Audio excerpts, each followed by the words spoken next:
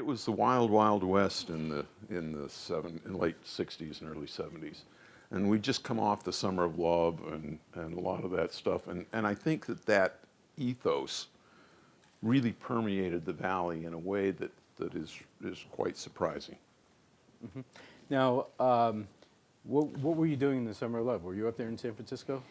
No, I was viewing it from the University of Utah, a long way away, and the difference between the University of Utah and the Summer of Love, I mean, cheese and chalk. But we knew we were in a special part of the world because of the ongoings, and that there were a lot of people really challenging the ways we live now, and that there are alternate ways to think and live. I admired that a lot. I wasn't going to become, a total hippie and do the drugs and all that, but still I admired the fact that they were open and willing to consider other ways of life. Mm-hmm. Yeah. And I wanted to be. I was so glad that I lived in that area. Sorry, Nolan. Me too. Well, this will sound, for anybody who's ever been a poser, we actually had our hippie costumes for weekends. I was working at Ampex as an engineer, and of course, white shirt and tie and the whole 9 yards. But man, I had the bell bottoms and the flowery shirt and the whole 9 yards. For weekends, and we'd go up and pose. It was just, it was part of what was going on. Now, when did you guys first meet? Well, let's see. I'd known Steve Jobs for a long time, and I had this I'd seen Pong in a bowling alley, man. I had to have one and pop in my head. I know how televisions work. I know how to design anything, so I built my own Pong. And then Steve came back from Oregon around that time, where he'd been going to school. And I gave him my board. He wanted to run down and apply to a job at Atari, take it down and show them. And he went down, and I guess he got Nolan's attention. No, it was Alcorn. Alcorn. But Nolan and Al Alcorn, Steve I was so thankful that they gave him a job. He was a high-energy person, but he wasn't like an engineer. I assumed he was hired as some kind of technician, but he impresses people way up. They get impressed by the high energy and enthusiasm. You describe it. Well, Steve came in to my office one day, and he'd probably been working there a couple of days. And, I generally had an open door policy, and he came into the office, and he said, "Nobody in this company knows how to solder." And I said, Were they wire wrapping? "Oh, no, we were soldering," but he says, and he brought in an example, and there were cold solder joints and various things. He says, "I don't know how this stuff won't work for more than a few weeks, without having a failure. You've got to up your game a little bit." And I said, "Well, do you know how to solder?" He says, "Absolutely." He says, "This is shit." And and that's so, funny, because when we did Breakout, I had always soldered my wires on my own prototypes. It was the one prototype of mine that he did the wiring. So he used wire wrapping instead of soldering. yeah, that was. But anyway, And then we got into conversations and, ended up having some fun times. So Apple and Atari were two of the first counterculture companies in Silicon Valley. Were there any others before? Because before that, it was just like Hewlett-Packard. Oh, an awful lot. I think a lot of the startups were young people working in their house, trying to make something and starting some little business idea. Once it became a business, then they were past that stage. But we were starting whole new industries, though. Yeah, but, I don't remember that many real small startups. Remember, venture capital really hadn't been invented yet. I mean, there was Arthur Rock and Intel and But there was no real strong formula for how you do business as a startup. Yeah. There was no formula, so you just did what you felt like, and a lot of crazy ideas and fun things were part of the formula, a lot of openness. Like Atari started with $500, $250 from me and $250 from my partner. That was it. And we didn't raise any VC until we were about 30 million in sales. And we did it all through bootstrapping, just basically selling stuff before you had to pay the bills. Steve and I very similar too, but we didn't. But we didn't have any thing to sell or any checking account or savings account. We had zero, right? So we did have to take an investor. After a point. Well, I just wished it had been me. I turned down. No, you don't realize. You don't realize you turned it down. I turned it down. We offered it to Commodore directly making proposals and to Al Alcorn in his house making proposals, but you guys had the first home Pong coming out, and that was millions of dollars for you, so your mind was so focused. You said, we don't have time to do a computer also, and changed, that came about later. I could have had a third of Apple, personally. No. The deal was we were proposing was something like give us a whole bunch of cash, like a few $100,000, and give us some position in the company, give us some Atari stock, and let us be in charge of the project. And that was you would have had a lot more of it. No. Well, the deal I remember turning down was $50,000 for a third. Okay, that may have been a deal I didn't know about. These things happen. Oh, boy. At least I was present when Jobs was proposing a deal to Commodore, and I shut my mouth thinking, I'm an engineer. I designed a couple computers in a year. He's trying to get $300,000 and more. I shut up. I was scared of those kind of huge numbers. Now, if you guys, when was the last time you guys were on a stage together? I don't think we've been on a stage together, have we? No, maybe just in press interviews, or I remember Oh, I agree. Exelon or the Right, toy right. company. Yeah. Yeah. Excellent. were That together. was in the 80s, right? Yeah. Late Okay. 80s. But was that the one making That's toys, the or toys, bears? yeah. To get toys and bears That's and right. little robots. And That's the picture stuff. over there, right? yeah. By the way, thanks for the birthday present. That's very nice. Yeah, I didn't know that I did it. I signed it, but Well, that's Christina, the real hero. Christina, by the way, is the one who put together the session. Thank you, Christina, and happy birthday to you too. So this may be a first. That's great.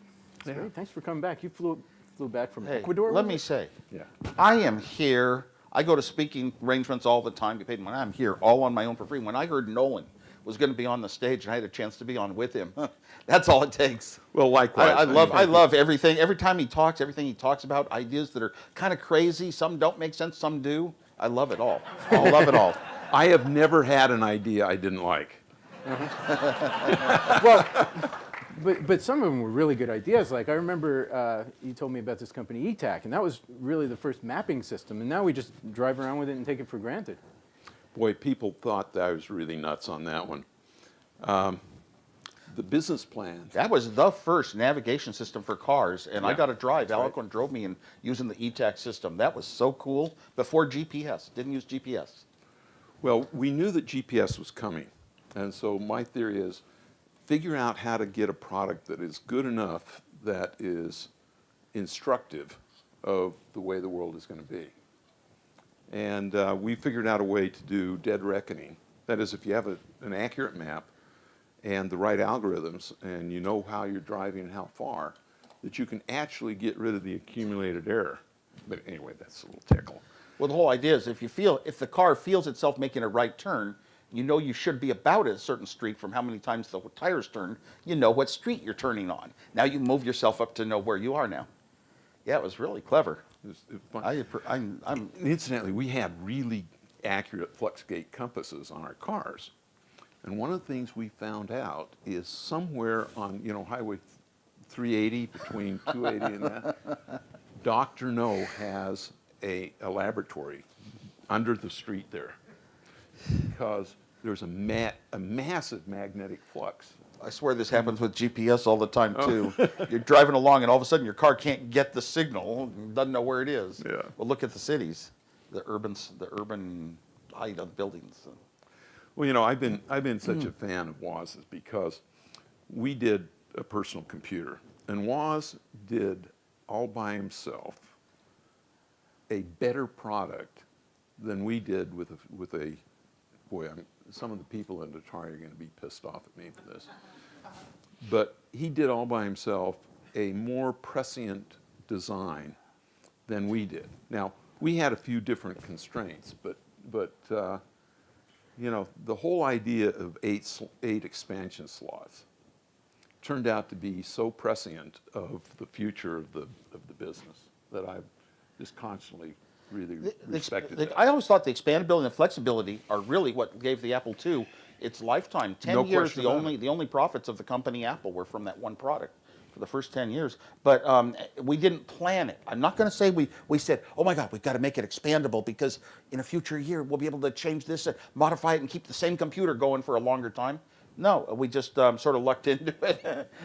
Sort of lucked into it. I kind of insisted on the slots coming more from a geek building boards that go in slots, wiring, soldering things perspective, but clever design that allowed 8 slots. Lots of expandability, extra memory, extra spreadsheet space, extra floppy disks and things like that. So it was very lucky for us. The amount of memory that we put on the main board by choosing the right kind of memory to begin with and leaving extra slots. You'd buy a computer for 4K was about all you could afford at first, but we had the room to go up to 48K. A lot of people would say, why? Commodore and Radio Shack would say why, but boy, that bought us the room to expand as software needs grow and grow. You know, you need a certain amount of memory this year, you're going to need more the next year. So you're talking about 4K. That's like not even an email But, attachment. yeah, yeah, but it was lucky. But these things, we didn't think it out that, oh my gosh, people are going to be writing larger software and we'll be able to adapt and use it. No, we just thought, hey, 48K sounds like so much memory. It's like a millionaire. You know, we'll put that much on just because it sounded like a lot. We hadn't really thought things out in the business strategy sense. My first hard drive was 10 megabytes. I paid $3,000 for it. You had a Corvus? No, it was just, Oh, it was an Eamon. We had this one called a Corvus on the Mac of Anyway. 5 megabytes. And you know, I thought, well, this will last the rest of my life. Sure. My God, even when we got to a floppy disk, I remember thinking, oh my God, you could not only put on 10 files and 10 games or something, you could put 100 on, someday maybe even 200. This is just more than anyone would ever be able to use on a little floppy disk that held 1/10 of a megabyte. You know, one of the major mistakes that I've ever made was in the Atari 2600 to save 2 pennies. Each connector slot was 2 pennies. And we talked about, do we want a read-write line on our cartridges? Before the days before NAND flash memory where you could update things themselves, Right. yeah. And, I get it. And we decided no. And you imagine what would have happened if we'd had a read-write line on the cartridge slot. Oh my gosh, yeah. I mean, Yeah, that that would head have been start magic. in the world, yeah. It would have been magic. Anyway. But at least you built the first machine in this country with cartridges at all. So. Right. We'll break it down for everyone. How would that have changed things if you'd? Well, you could have put RAM out in the cartridge, and you could have done all kinds of expansion. Save things. game scores, et cetera. Make, you know, plus, yeah, updates. So it was a one-way street. It was a read-only memory. It was a RAM slot. So that goes back to the nature of interaction. So you're saying that open systems, basically allowing people to modify your product after it's manufactured, and then allowing people to interact with it and save their own information and essentially change the machine, is such an important part. Right. It's a very good part. I don't think that was the motivation for Atari. It wasn't to be closed, I don't think. No. Although you know, when It you was to bought be something, cheap. when you bought something that was ROM and not modifiable, it was like the old days. When you bought something, you owned it. Yeah. You owned it. You could sell it to a friend. You could do whatever you wanted with it, and it never changed throughout its lifetime. Never went bad. Stopped doing something it used to do. It never, you know, developed a new bug that wasn't in it already. So those were some good days. We lost that a long time ago. Okay, Now you kind of don't own anything. You're just sort of licensing it or borrowing it or using it, even software. So back in those days, it was local memory. You basically controlled your data. Yeah. And now everything seems to be going to the cloud.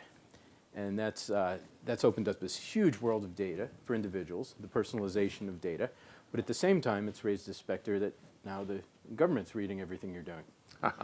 But that's our fault.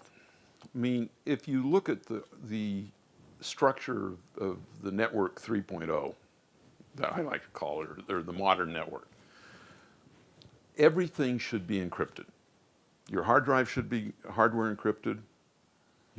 Everything that touches the internet should be encrypted. And the only thing you should do is pass around keys. I mean, the technology is there. We could tighten up the internet and make it bulletproof today. I'm glad to hear somebody say that, because I remember when PGP came out, when I first discovered it, pretty good privacy, and it was encryption. You give one code to other people, your public key, and you've got a private key, a secret number that decodes it on your end, and it was great. And if 2 companies, Apple and Microsoft, 2 companies had decided to build PGP into their operating system, everybody to this day would be sending email to Janet, to Jim, to Peter. They'd be sending email, and every email would go out encrypted according to that person's encryption method. And there's other ways to do it too. But that'd be great. And then, because when, I used to send a letter, and I'd lick it with my tongue, the envelope, and that was sort of an assurance. It hadn't been opened by anybody. And we can't send an email. We don't even have the rights to keep it private. And by the way, if you encrypt everything on your computer, you still have to turn it over to the police, at least at customs points, and you have to give them, by law, you have to give them the key. You aren't even allowed to keep it secret. So in some country, it's kind of sad. Well, it turns out, though, that What do you own? I mean, what is mine, and Yeah. what is sort of like, I'm sorry, it's not yours, it's just everybody's. Like, well, the roads are everybody's too. But at the same time, the minute you encrypt everything, there is process that's required to hand over the key in some countries. Well, social engineering is one of the ways, though. Exactly. Go into scrambles.com. There's actually kind of an interesting way of sending encrypted messages in such a way. It's just a browser plug-in. It works like a charm, and you can actually encrypt your email. And the other thing that's really important is, do you have a right to be forgotten? And I believe that is actually a fundamental right. It's impossible to be 14 without doing something incredibly stupid. And Those are the most fun things I want to talk about. I want to share. but today, college admissions, job applications, your Facebook page is part of it. And there's no way you can really get rid of some of that. It's like you lost the ownership of a lot of things that Exactly. we always felt we owned certain things in our life. Yeah. I don't know. It's all dissolving these days. But then, if it's all encrypted, you should be able to. but these human considerations don't matter if you really consider it in the future. Machines will be smarter than us and conscious, and they'll be running everything, and we won't even be needed. We'll be put out. We'll slow them down if they include humans in running companies. Well, then hopefully we're the gods, but then it won't matter, right?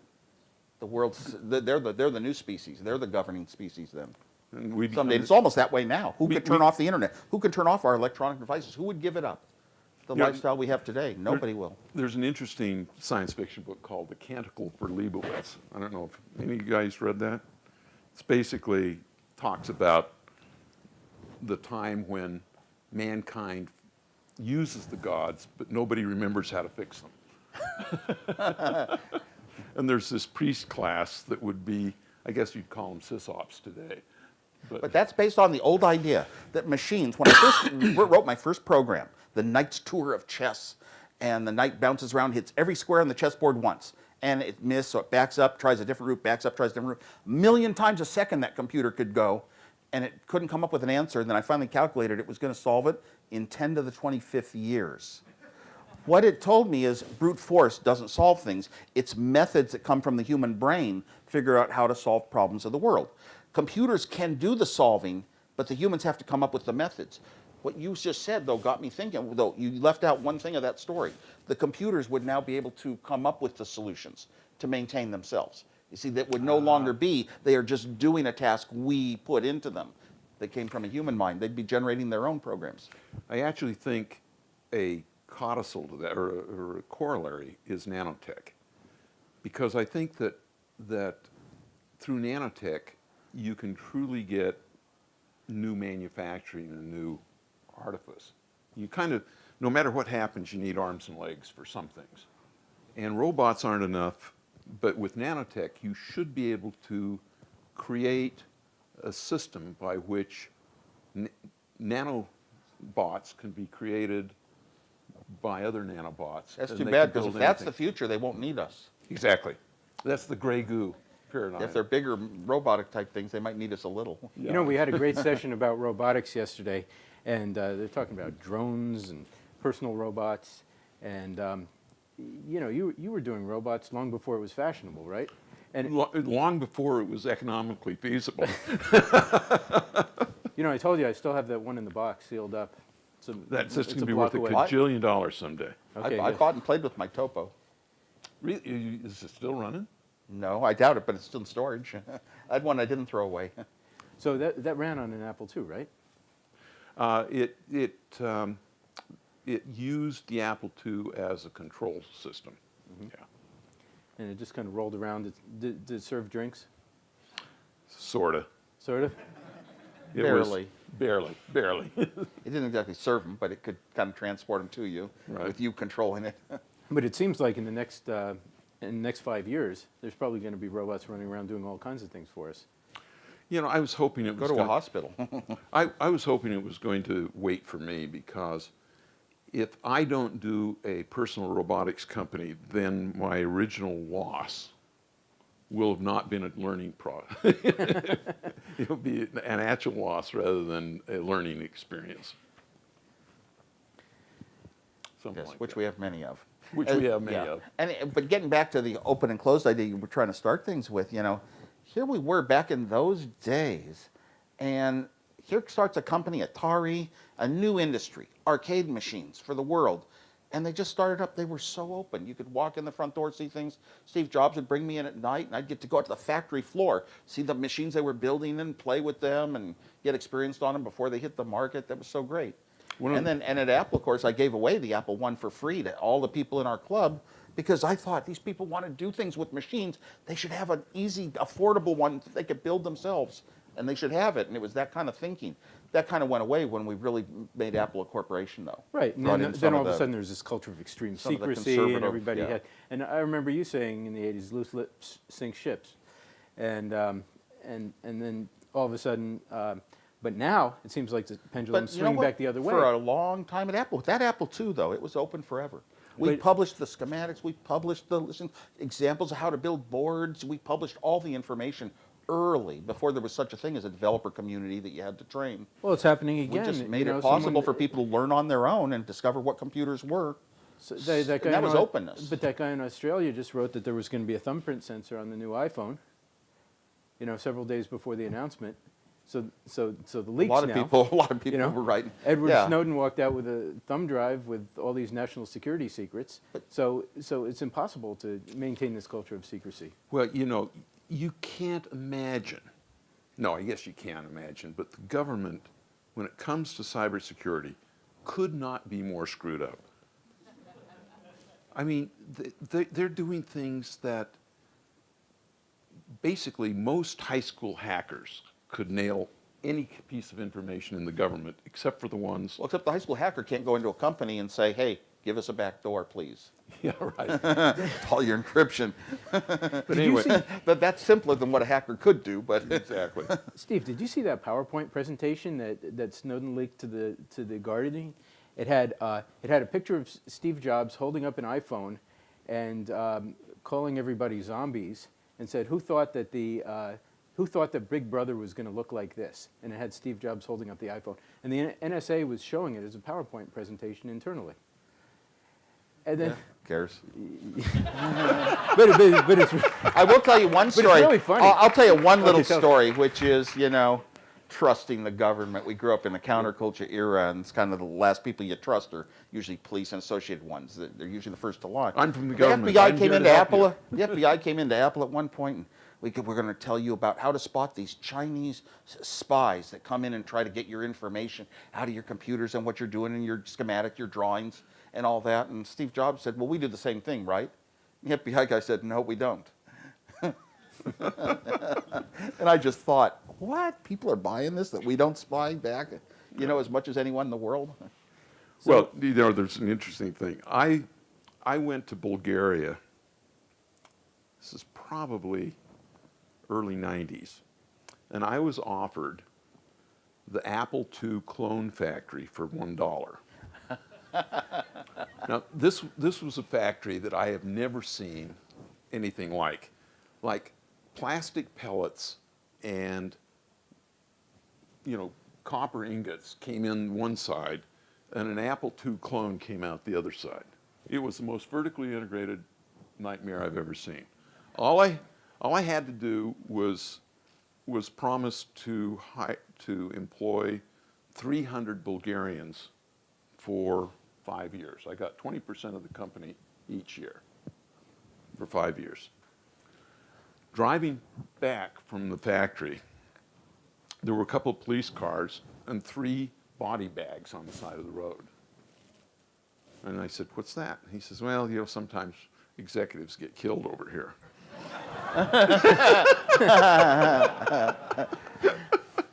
That's funny because we just had the worldwide Segway Polo Championships this year. I couldn't make it, but this year it was sponsored by the Lebanese team. They wanted it in Lebanon, but we had a couple Jewish guys on our team. They said they'd get killed, so they held it in Washington D.C. this year. It's probably a good thing. Are you still? You were one of the big promoters of the Segway in the early days. Yeah, that's speaking of kind of robotics type things. I was the first one to buy one. 30 people got them before me because they wrote essays for Amazon, why it would change the world. But I was the first one to buy one. I knew the inventor, went out and stayed in his house and got 2 days of training at the factory. And it's become a huge part of my life to this day.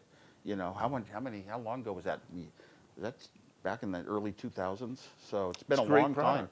I want to go down the hill into my town. I've got a Segway and I feel like I'm in the fresh air. This is so much nicer than being in a car. And it's a little bit of a distance. And I could ride a bike, too, but you don't see as much on a bike. You see all the buildings. When I go to a new town, I carry 2 Segways in the back of my Prius, plus all 5 passengers. And we get to a new town, my wife and I, we get on our Segways, hop around, just start going down the streets, for miles, and you find your way back. Your head learns the maps of a new city so well that way. And you don't have the time to walk. In a car, you just don't learn it. So I love this. The Segway's been a huge part of my life, but it didn't catch on with the masses. But it's one of those good products, maybe too expensive. But the Tesla's not too expensive. It's catching on. Yeah. Elon Musk has called me a non-Silicon Valley boy for buying a Mercedes, gas-guzzling Mercedes. But Speaking of Silicon Valley, this is a real special place, and you obviously were here at a very special time during this, amazing revolution. Why did it happen here? And what is it about this area we're in right now that helped make it happen? I think there were 3 important things. First was Stanford University. I think that for some reason, I guess it was Terman. Electronics, like the major electronics book when I was growing up in high school, Fred Terman, I think, Stanford University. Right. Best electronics book there was. Plus, I think he was Well, he was the also a mentor good of mentor for HP and that sort of thing. So I think that started a little bit of the buzz. Then came along that you could actually start things here. But let's go back. Before that was really, what happened was Shockley, one of the inventors of the transistor. Yes. The transistor led to the chips, led to the parts, the better chips, led to everything we have in our life today. Really started back with that transistor. William Shockley, one of the inventors, got the Nobel Prize, came out and opened Shockley Labs in Mountain View, right at El Camino and San Antonio. Right. San Antonio. I've gone by the building, the little plaque and notice on it. It's like heaven to me to touch it. And he brought it out, started up this company trying to make a very difficult transistor that would change every phone company in the world. But his type of transistor was too difficult to make with the equipment of the day. So some employees of his left, and they started Fairchild. He was supposed to be really abrasive. Yeah, and then they left and they formed Fairchild to make the simpler transistor that could be plugged into all these upcoming devices of the future. Everything from radios that were analog to the digital computer replacements. And out of them, they got the idea of making a process that could make chips affordable. As many transistors as one, you could make for the same cost. So today we make 10 billion transistors on a chip for the same cost we used to make one transistor. So that's Silicon Valley. Silicon Valley was a name that only came about in about 1974, start of Atari, right around that time. We've been called Santa Clara Valley, forever. And that was really an interesting point because at Fairchild, there was the Fairchild 7 or the Fairchild 9? Tratorius 8. 8. Yeah, I think you're right. Or whatever. And basically, they all decided that Fairchild under Shockley was not that fun, and so a bunch of them split off, and that Noyce and but they actually did a speech at the Computer History Museum, and he was trying to make a 4-layer transistor. PNPN, positive, negative, and that 4 layers was so difficult to get the parts to come out and have a yield and be able to make them affordably. That's why they were failing. Now the And F they word. said, let's go make a 3-layer transistor. That's the modern transistor, PNP or NPN. And that was the real transistor. That was the real transistor. Okay, you're getting into really But the wonky companies, stuff now. but companies got formed by spreading out of others, by starting new startups, basically. So, but Now- you said the F word, fun. Fun. Which is, Well, there's- you were doing games. You've done festivals. No, You've done everything pranks. in my life had to have some element of fun associated with work. Is that That's part of one the thing. secret One sauce? reason I loved Atari so much. You know, games kids play. When Steve Jobs came and said, "Nolan Bushnell wants this game, a single-player Pong. Would you design it?" Oh my! This was the greatest thing I ever heard in my life. I get to build a game that kids are going to play. You know, I didn't even need any money or anything. I just wanted the job. And then he said, "You have to do it in 4 days." Hardware games were a half a man year, so that You was know, tough. I didn't tell Jobs 4 days. No, he needed the money. No. In later life, I figured it out. Steve Jobs needed some money to buy into this farm up in Oregon, some kind of orchard.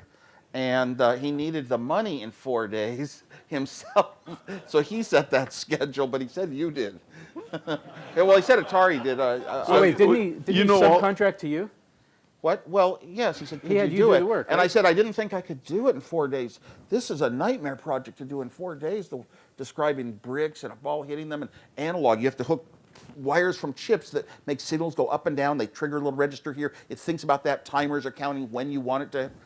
That was, so I took it on. We didn't sleep for 4 days and nights. We both got the sleeping sickness, mononucleosis, and we delivered a working breakout to Atari that their engineers didn't like because it wasn't their way, so they had to redesign it. But it was very few chips. No, and how much did you pay him for that? I think we paid him $5,000. And how much did you get? It didn't matter. It could be free. But I'll tell you one thing. Steve was starting to become a good manager in his life because he was in a company. When he was in companies near people who ran companies, he wanted to be there someday. He didn't know the formula to get there, but he knew he had to interact with people at the top and challenge them a lot. And so he said, "How many chips do you think it'd be after about a half a day of working on a design?" I said, "Maybe about 45. He says, "Well, that's good. Well, if it's under 50 chips, we get this amount of money. And if it's under 40 chips, we get more. We get 700 if it's under 50. We get 1,000 if it's under 40 chips." So he was trying to pressure me to save a few more chips. You know, I got it down to 42, but then it went back up to 45 by the time we got it working. No, It was a great product. But it was, what a fun experience. But you know, you're there without sleep for 4 days. Your head likes to go off in places. I was on the Atari floor. I got to tell you this story. At night, and there was one huge. They're making an 8-player driving game, nothing like it ever before. And Steve said it has a microprocessor in it. Oh, it's doing the game? No, it's just going to be reading the paddles. They weren't up to programming the games in microprocessors yet. And then I saw one display with a little white dot going back and forth. They only used black and white TVs at Atari. And it was changing color. They must have put Mylar strips, but I couldn't see them. And I went back and my head started floating. What is color TV in the analog TV world? Signal that goes up and down at exactly the right speed. Wait a minute. In the digital world, I can make ones and zeros come out at exactly the right speed, and every color TV is going to think it was color. But instead of $1,000, it cost $1. That was a huge, great thing. I'm so glad my head was in that mode. Like when you're falling asleep, I like to put my head to thinking out things. These days, it's usually, what am I going to say in the next speech I have to give? Well, I think I credit Woz with doing at least 10 world-shaking innovations in just using technology in really interesting ways. I mean, I've always... I look back, and I don't know who that guy was anymore. I'm kind of normal now, but where did I think of these things that were so different than the way we were taught in books in engineering school? Yeah. Engineering taught you how to build things, and these were all different approaches that never could be in a book. And usually when I did them, nobody had done it that way ever before. Nobody did it that way ever again. Like, for example, color in computers. People will take a number, feed it into a chip that generates a color. Me, I just took the number and realized I can take the number and send it to the TV, and it is the color. I mean, it was very strange thinking all over, a lot of different things. But the big one, though, was realizing for computers, you always want to condense and save parts. And one of my part-saving ideas was, why have a bunch of memory for what's on a TV screen and a bunch of memory for a computer? Make them one and the same. Yeah. Now, the computer, the processor can change a million things a second in memory, That means 1,000,000 dots a second on your screen can change. That equals animation. That equals games. All I ever thought of was games. Even when I designed my computers and I wrote the language, I was thinking of my Atari experience with Breakout. And I was thinking of, I called my basic language I wrote Game Basic. Just had to be good enough to write games in. I'd never even programmed in BASIC in my life, but I knew you had to have a language that kids could write games. Fun had to be there. What was that story you were telling about how the engineers were asking how you could move the paddle on the television, that it had to go to the television station? Oh, yeah. In the early days of Pong, coin-op, people would say, how does the TV station know that I've turned the knob? Always say yes. The first rule of improv. Right. Well, they know. You know, and because the whole idea of generating a TV picture locally was extra experience. Nobody even thought that. It changed my life. When I saw Pong, oh my God, you could do a game on a TV. That just took my life in that direction. That the whole direction of products led right to the Apple stuff even. So thanks. You know, you talk about the perfect storm. One of the things that made Pong so successful is that the typical woman could beat the typical man. Because women have better small muscle coordination. And it was just at the start of women's liberation and that sort of thing. And so it was hugely empowering for girls. And I don't know if you've noticed, but if you can get girls engaged in something, the guys will follow. You know? And what it did is it turned every bar into ladies' choice. And it turns out to be that's really good social dynamics. And so, you know, I've got 5 sons, and I tell them, I said, you know, don't even think for a minute that you can outthink a woman when it comes to relationships. They've got it all figured out, and you are just a klutz. So all you can do is try to... So before Pong, in bars, it'd be the woman playing poker for some outcome. Well, there were Pong hustlers. I know one 5'2" blonde, perky Pong hustler that was knocking down $50,000 a year. But she should lose a couple of them. And she's got to be a good hustler. Let's talk a second. You just wrote a book about finding the next Steve Jobs. Right. And it was actually more about the nature of creativity and how to hire good employees and stimulate a culture that if another Steve Jobs were to walk into it, he would thrive. But you were also talking recently about how you never saw the bad side of Steve Jobs. You only heard about it. And both of you said that. And I thought that was a very interesting comment. Yeah, I never saw the bad Steve Jobs. Not once. I saw it a couple times, but generally he was very respectful of me from early days. And the one time he really showed it badly, he had misunderstood something by the way the press had written it.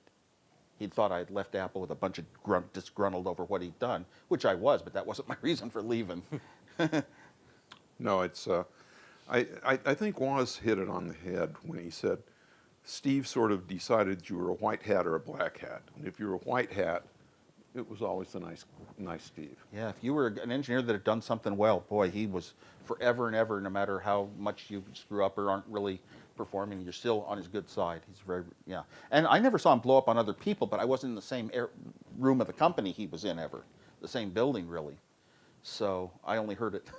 So now he's, you know, posthumously, and even during the later years of his life, he's been elevated to this position where he's the Edison of our times, you know, with all the movies, the long biographies, trying to understand his character. What did you see in him as a young man that could have foreshadowed that greatness? Intensity. And at Atari and my later companies, I always tried to hire for passion. Everything else is trainable. But if you don't have passion, you don't have anything. And so if you have a company full of passionate, energetic, happy people, and I think that happiness is way underrated as a business culture. if you have happy people working for you that are intense, you can accomplish anything. And there's also this metric of active. If the company is doing and trying and inventing all the time, there's this frothy cauldron of things happening. And sort of the main message of my book is that, you know, you've probably already got the next Steve Jobs working for you, and all their work product is ending up on the cutting room floor. And I believe that if there's one thing that I think Woz and Steve have done all their lives, is they're constantly pushing. I mean, Steve has probably got as many failures as I have, but we all keep setting up the pieces of chess and play again.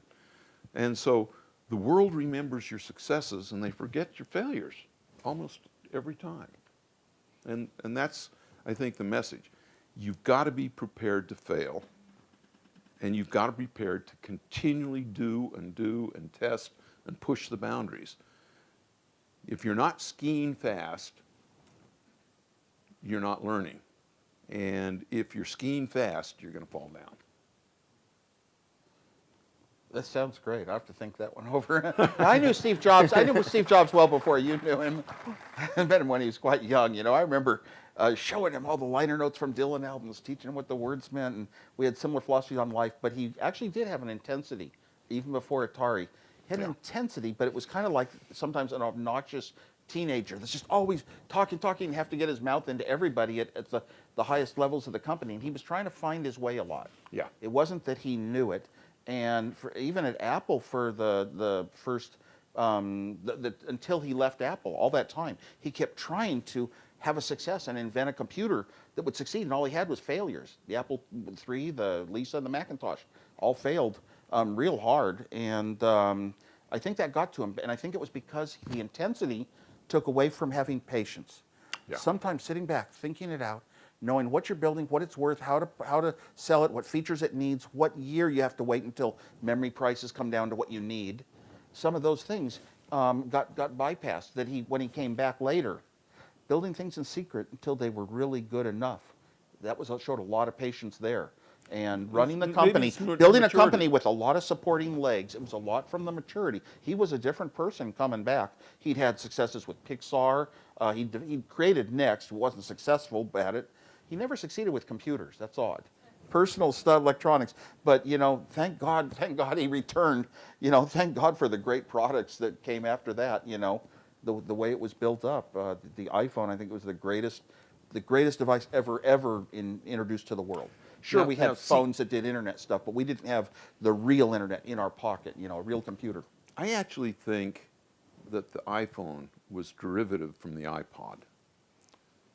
And I think that from when I was... No, very much so. When As a matter of fact, the iPod became the second big business money success for Apple.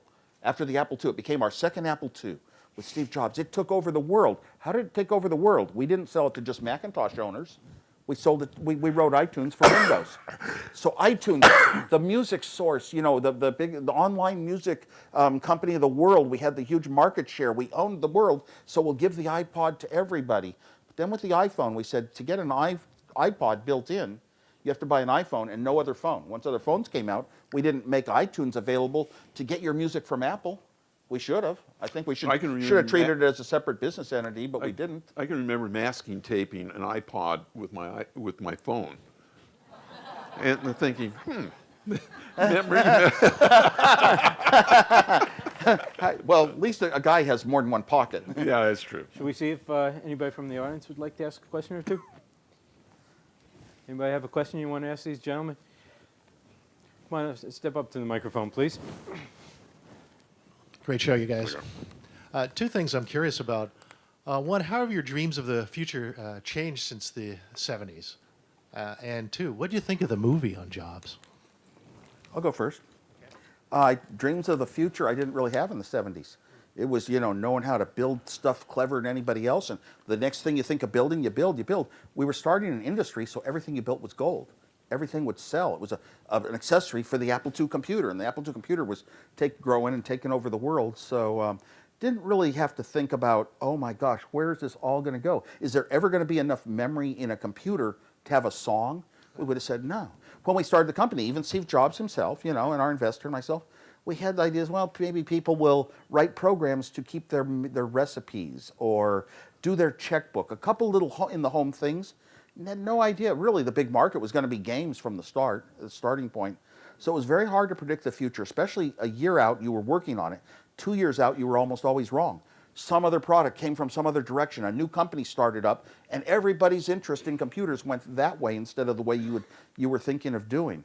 Now, looking back, though, it's like every step we've taken, the machines have gotten smaller and more personal and closer to us, and they've also become more working in human ways. One of the big steps, of course, was the mouse. The mouse, you could now see an object in 2 dimensions, the way the eye sees everything in the world. We see pictures. And then but now we've moved to touch screens. You move something on a table with your own hand. So now we can actually use our own hands. It's more like the way humans really operate. And when the Newton message pad came out, the first PDA, first day I had it, San Francisco airport, flying to Orlando with my kids, I got a phone call and I hand wrote a note to myself on the notepad. A note to myself, a reminder. Sarah, dentist, Tuesday, 2 p.m. I saw a button called assist. I didn't know what it did. I'd had a plane crash and been out a while, and I clicked assist, and it opened up the calendar, knowing I had typed a calendar event, and it said Tuesday at 2 p.m., it said dentist, and it grabbed Sarah out of my contact list, and that changed me forever. I said, I want, and what we want is usually where computers wind up going. I want this machine, I want to deal in the human world, write notes to humans, and have a machine understand me, write with my own muscles. Now we're speaking, that's even better. Speak, you can say things wrong, say the wrong words. And when you type it into Google, it still figures out what you meant to say. Eventually, it'll be that way for most of the words we speak. It'll get the correct word, knowing what human meaning you really applied to them. So I think in the end, it's going to be more like a best friend in your hand. And it already can feel you touch it, and it can see you, and it can hear you. It's got the senses of a human. You mean like your personal AI? So yeah, I think AI is going to be involved in making them more robust. That when I speak into Siri, a lot of times it gets the words right, but it didn't know what I meant, and a human would. It'll get more closer to what a human is. Now, did we ever replace a human brain? We don't know how it's wired to this day. I took a lot of psychology for majors, almost graduated in it at Berkeley instead of ECS. And we don't know how the brain is wired at all, but did we ever replace a part of the brain? Well, if you have a big question, you used to ask a smart person with a brain. Now you ask somebody whose name starts G-O and it's not God. And you get back tons of answers. Even when smart people are around you, I'll just Google it and get a whole bunch of data on my own without having to deal with the human interaction. And get better data. So we replaced a part of the brain, but never once in building the internet, never once from the days of the ARPANET did we try to build a brain. We just tried to connect computers far away. Now we tried to share some things. Now we tried to have email. And now we tried to operate computers from afar away. And eventually we had everybody coming into the internet with information pockets. The information of the world is all out there. In billions of different places on the internet, it's all out there. And the search engines came, Yahoo and Alta Vista, now Google. And that somehow is closer to what a brain is. We didn't know what a brain was, so we stumbled on it by accident. And I think we'll probably stumble on consciousness. Let's take another question. I want to respond. I actually am disappointed that the world isn't moving as fast as it should. I think that we are 10 years behind where we should have been from this point. And I'm not really sure why things are as logy as they should be. What I'm afraid of is that Apple has lost its edge. I can think of 50 things that they should have been out with right now. And with their ecosystem, with their sales outlets, they've got a lot of cachet. And there are so many things that can be fixed. And I don't think they're working on any of them, and it really bugs me. If they were more open, all the guys out in the field would be doing it. Yeah, that's one of the things that's happening. And So right now, the company restrains it by being closed. Yeah. And more than that, the world needs to be better, faster. As you can probably tell, I'm getting a little old, and I want to live in the future. And I don't have that much time left, so I just want you guys to get off your ass and really make the future happen.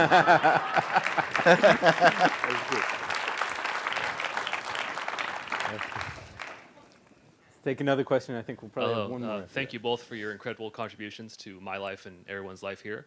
I kind of wanted to bring the discussion back to just innovation as a core concept. Woz, you mentioned that some of your greatest ideas were things you learned outside of school, things you came to the conclusions of through experimentation. And it seems, to me at least, that our system of industrial education is kind of the gatekeeper to the world of business and innovation. And since innovation depends on the ability to take risks and work outside the box, it seems like we're kind of painting ourselves into a corner by depending on a single kind of institution to inform our future. So I was wondering as to what your thoughts were on that and what are possible alternatives, such as mentorship Well, it gets programs. at Nolan's comment. A lot of people do grow up with the technical know-how. Some of it you can get from academic universities, but I found always on my own. I wanted to do things. They weren't in school. So you have to find manuals, you have to study, you have to search. Now we got the internet, thank God, and you can go your own direction a lot. I found those were the ones that took me more places. It's when you want to do it. That's the inner passion. Something you want to do, you're going to succeed at, no matter what. There doesn't have to be a grade or anything. So I think that that's part of the human spirit. We all want to explore and learn certain things. We all have interests, and now, especially with the internet, you can go and take your area of expertise and just study for hours and days and weeks in one direction that you never would have had a chance to just doing the standard things in academic world. Schools are going to change quite a bit, obviously already. They're but to some extent you'd say the important things you learn in life, what you learn in school classes, you don't ever apply in business once you have a career. Very seldom do you ever calculate when two canoes are going to meet in the middle of the river even, but How many so little of partial it. differential equations have you done lately? Yeah, that's right. But it was fun to learn. But I think that school, in that sense, becomes more of sort of a daycare, a holding spot in life. And it's a holding spot while you're working on your own inner ideas and what you're going to be and do. And they could correlate with classes sometimes, to some extent. For me, it was even though I took all these great computer classes, very seldom did a little bit of that kind of knowledge work its way back into products. So I don't know. We've all got it in us, and we want to find ways to be educated in the world. It's becoming a lot more communication matters a lot. Is it the brain? And the brain is still going to create the products. It's still got to be the future. Thinking out, human beings thinking out the ideas for the future, how to solve the big problems of the world, is always going to be intense. So innovation is just is a natural thing. Yeah, big companies don't let you go so far with having business success. Well, and money. They kind of have their good products and they want to protect markets. Once you get to a certain size, that's what you do. When you're a startup, it's always young, idealistic kids welcoming everybody else into the market. I'd like to my 16-year-old, my youngest son, I have 8 kids, but that's another story. Wait, you're from Utah? I am, actually, but that's not good. Anyway. But anyway, my youngest son, who was 16 at the time, came home and he said, "I'm dropping out of school today, Dad. I don't do busy work."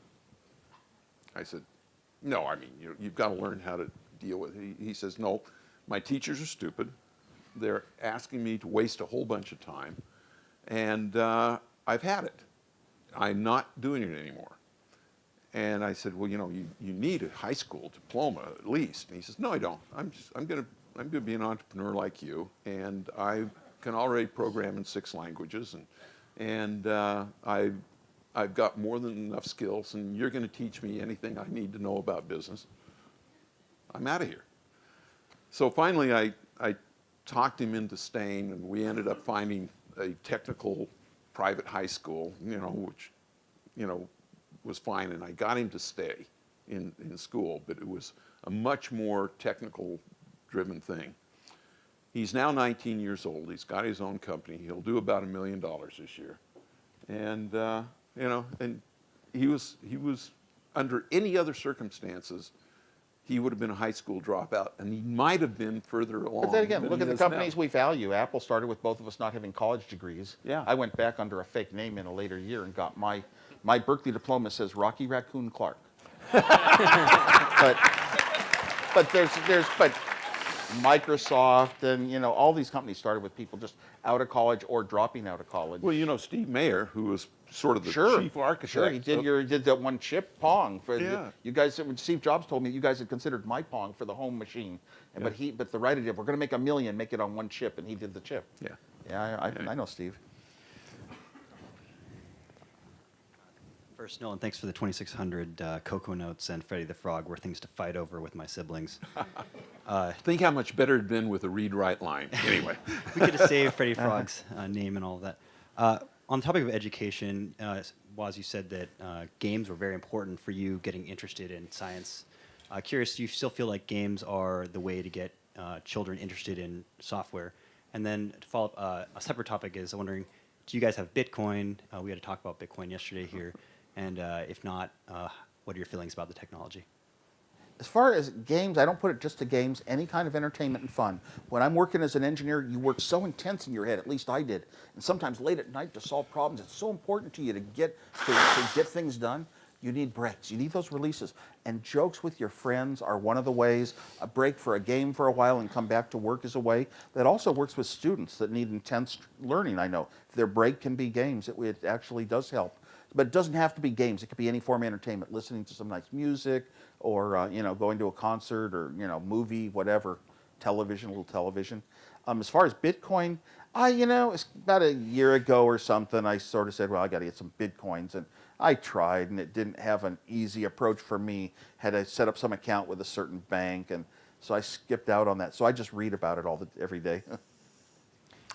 As you know, but BrainRush is my current company that I'm working on, and it basically is taking some very, very sophisticated brain science and turning it into a series of game engines that we're getting results 10 to 20 times faster learning than the traditional approach. But not just games, not just teaching games. No, they're basically they're engines that teach various characteristics, but by tricking the brain, you just get better retention, better understanding quicker. And it turns out that you can take the most boring subject, and if you can make it fast, kids think it's fun. It's really strange. And so we believe that once we're fully engaged, that we'll be able to teach 4 years of high school in about 6 months. Not that, and in partial answer, today's schools are so massively dysfunctional that if we were to design something that is created to push out creativity, to chew up a whole bunch of money for not much outcome, and to actually get rid of passion, we've got it nailed. I just don't think these are good goals. And I think the best thing of all could be one teacher per student. Teacher might have to be a low-cost computer someday that acts like a human being, and we'll never have the right amount of money in our current education system because family of 5 doesn't get any more votes than a family of 2, and votes turn into money. I really want to thank you, and I don't want to just thank you for like all the toys you've given us, because that's kind of Santa Clausy. You gave me this toy, but I really want to thank you for just being the amazing human beings that you are, for being good friends to so many people in the Valley, for giving so much of yourselves. You came here today without a fee to speak, and I know you're sought after as speakers all over the world, so I really want to thank you for helping make this event open, and for just being an inspiration to so many people. Both of you are such fabulous human beings and good people, and have given so much to the Valley. And I'm not talking about the things and the products you created. I'm just talking about you've given so much of yourselves. So thank you so much for being here back today. at you. You've done a lot. Yeah, thanks. That's it. Hey.